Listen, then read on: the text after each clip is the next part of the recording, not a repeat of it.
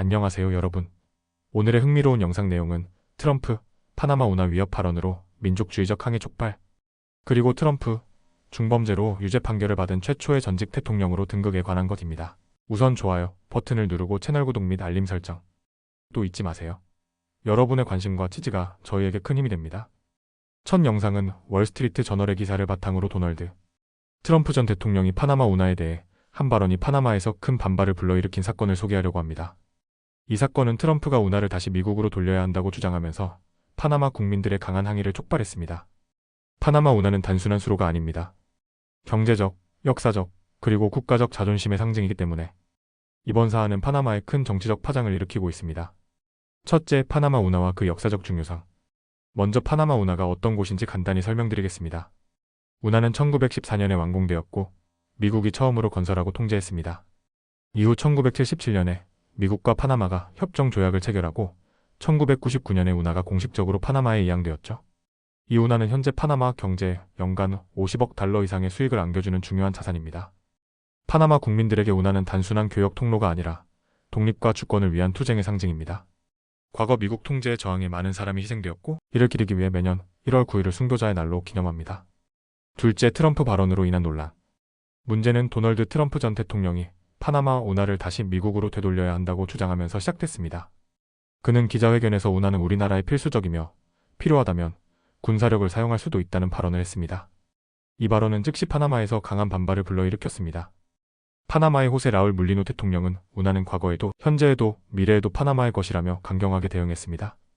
또한 파나마 국민들은 전국적으로 항해 시위를 벌이며 트럼프의 형상을 불태우고 양키들은 집으로 돌아가라 라고 외쳤습니다. 셋째, 파나마의 반응과 시위 현장. 이번 사건으로 파나마에서는 민족주의적 감정이 고조되었습니다. 전국적으로 파나마 국기가 반기로 개양되었고 시민들은 거리를 메우며 시위에 나섰습니다.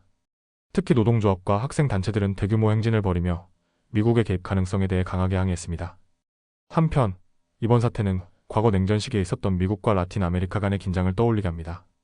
당시에도 파나마는 소련과 쿠바의 지원을 받은 좌파 게릴라들과 미국이 지원하는 군사 정부 사이에서 갈등을 겪었죠. 넷째, 파나마의 경제적 상황과 운하의 역할. 운하는 파나마 경제의 핵심입니다. 파나마는 운하 덕분에 물류와 금융 서비스의 중심지로 성장했으며 세계은행에 따르면 라틴 아메리카에서 1인당 GDP가 가장 높은 국가 중 하나로 꼽힙니다. 운하를 통해 매년 막대한 수익을 올리고 있으며 이 수익의 절반 이상이 정부 재정으로 들어갑니다. 따라서 트럼프의 발언은 파나마의 경제뿐 아니라 국가 정체성까지 위협하는 문제로 인식되고 있습니다. 다섯째, 정치적 딜레마와 앞으로의 전망. 파나마 정부는 미국과의 관계를 유지하면서도 자국민의 민족적 자존심을 지켜야 하는 딜레마에 처했습니다. 한편 전문가들은 미국이 운하를 다시 차지할 가능성은 낮다고 보고 있습니다.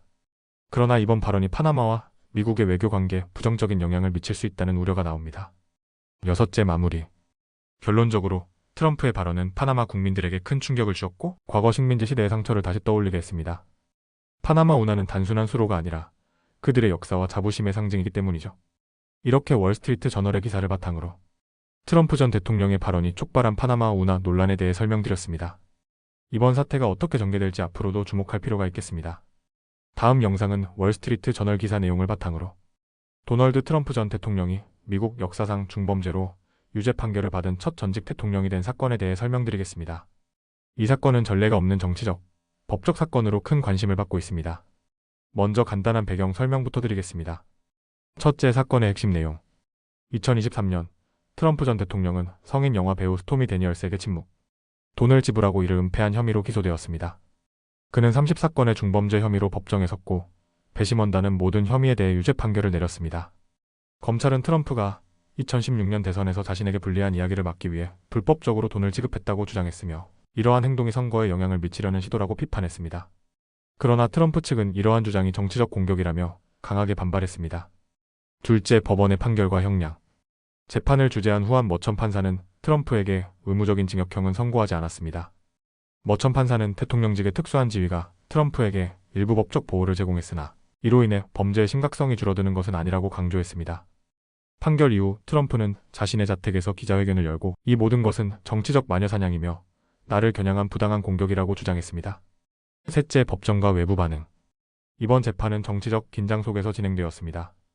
법정 밖에서는 수십 명의 트럼프 지지자들이 우리는 트럼프를 사랑한다며 그를 응원했고, 일부 반트럼프 시위대는 수장인 전과자라는 팻말을 들고 시위를 벌였습니다. 검사는 트럼프가 형사사법 시스템에 대한 대중의 신뢰를 훼손했다고 비판했으며, 트럼프가 판사와 검찰을 지속적으로 공격하고 있다고 지적했습니다. 넷째 재판 이후 트럼프의 대응.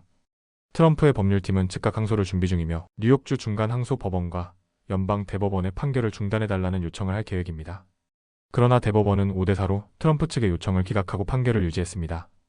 다섯째, 정치적 파장. 이번 사건은 정치적으로도 큰 파장을 일으킬 전망입니다. 트럼프는 2024년 대선에 재도전할 계획을 밝혔기 때문에 이 사건이 선거에 어떤 영향을 미칠지 관심이 집중되고 있습니다. 트럼프 전 대통령이 유죄 판결을 받은 최초의 전직 대통령이 된 이번 사건은 미국 역사에 길이 남을 중요한 순간입니다. 앞으로 항소 결과가 어떻게 나올지, 그리고 이 사건이 대선에 어떤 영향을 미칠지 지켜봐야 할 것입니다. 오늘은 여기까지입니다. 다음 영상에서 더 유익하고 흥미로운 내용으로 찾아뵙겠습니다.